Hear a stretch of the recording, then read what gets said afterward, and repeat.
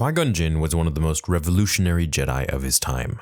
His thoughts on the Jedi Code, combat, and even the dark side were at odds with Grandmaster Yoda and most of the members of the High Council. At times, Qui-Gon even wondered why he stayed with the Jedi and didn't leave to follow the will of the Force like his peer Din Atlas, who created a brand new sect of his own. When we look at Qui-Gon's beliefs and his unique understanding of the living Force, it's Jinn's understanding of love that is most interesting. Why was Qui-Gon's opinion on love so different from the other Jedi, you might ask? And how could it have changed the fate of the galaxy? That's what we're going to discuss today. So, let's start with a simple question. What do you think love means? If we take a look at the dictionary, we'll see that it's simply defined as a deep feeling of affection for something or someone. That quick explanation doesn't really seem to capture the power of the emotion, but it's more or less accurate.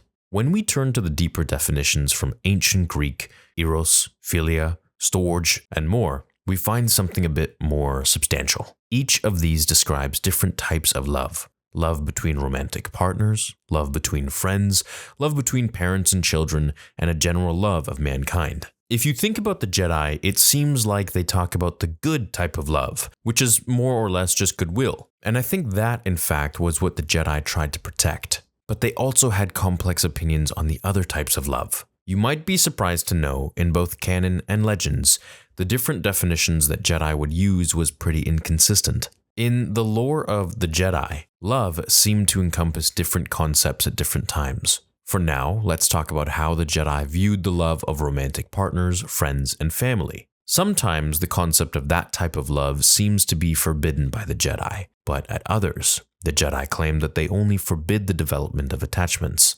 That might sound confusing, but it basically meant that you could care deeply about someone as long as you didn't let the fate of that relationship affect you. This is the exact point of view that George Lucas once took on the matter, but it's later been muddied by events in the comics and films. Now, when it comes to Qui-Gon Jinn, his views on love were different from both of the Jedi interpretations. He believed that love wasn't bad at all. In fact, in Legends, he loved one of his peers, a master named Tal. In Jinn's point of view, attachment wasn't the problem. Instead, it was jealous and possessive love that was the issue. In Qui-Gon's mind, the dark side of the Force drew upon the negative emotions that possessive love stirred. A Jedi could form attachments and experience the pain of loss in a very true emotional way, without failing the light side. Perhaps if the Jedi Order had followed this same philosophy, then Anakin Skywalker's story would have turned out much different. If the Order had allowed Jedi of the era to marry and have children, then Anakin could have sought solutions for his visions of Padme's death through the light side, instead of relying on Palpatine for help.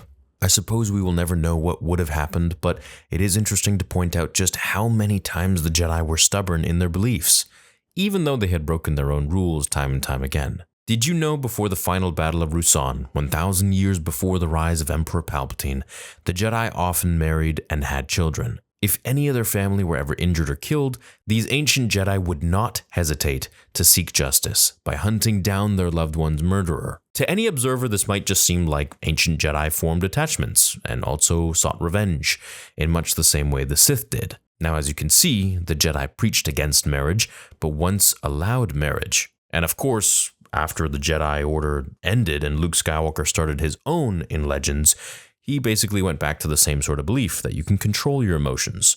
Now, the Jedi preached against forming attachments but allowed their members to have children. For example, Ki-Adi-Mundi, a Syrian, whose species was dying out and going extinct, allowed the Jedi Master to have several wives in order to keep his species going. The Jedi commanded others to cut ties to all external loyalties, but encouraged Padawans to have parent-like bonds with their masters. All of these different rules that were meant to protect Jedi from falling to the dark side were actually the ones that led many to do just that. If it weren't for Qui-Gon's personal realization that the Jedi were misguided, but still better than other Force sects, he might have been lured to the dark side himself. After all, he barely managed to escape the draw of the dark side when meditating on a distant, uncharted world after failing to win a debate against Master Yoda. And in Legends, when Tal was killed, he was very close to falling to the dark side himself.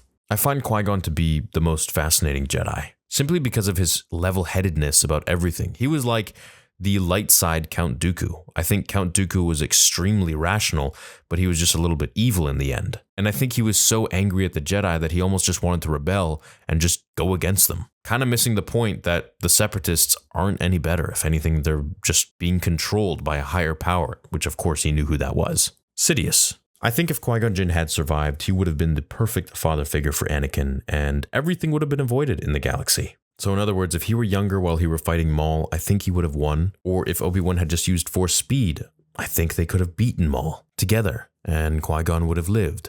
After all, it was the duel of the fates, which was the duel of the fates of the child, the boy, of the chosen one. And while Obi-Wan was a great master to Anakin, I don't think he was the right choice. I don't think he was ready to be a master. Not to a pupil that difficult. Now, if you're new here, then you might not know that Qui-Gon Jinn was not on the Jedi Council, but he was a Jedi Master, whereas Anakin was on the Jedi Council, but was not granted the rank of Master. And I think this is really poetic in the sense that the original Master and Apprentice of Qui-Gon and Anakin show that together they would have fit perfectly. Where one was lacking, the other was succeeding and made up for it. Anyways, I hope you enjoyed today's little video on Qui-Gon Jinn, and one aspect of how his mind just operated differently than other Jedi. I have a ton of other Qui-Gon videos on the channel. Be sure to check them out. Subscribe if you're new, and like the video if you enjoyed it. Thanks for watching, everyone. I'll catch you in the next one. Until then, remember, the Force will be with you. Always.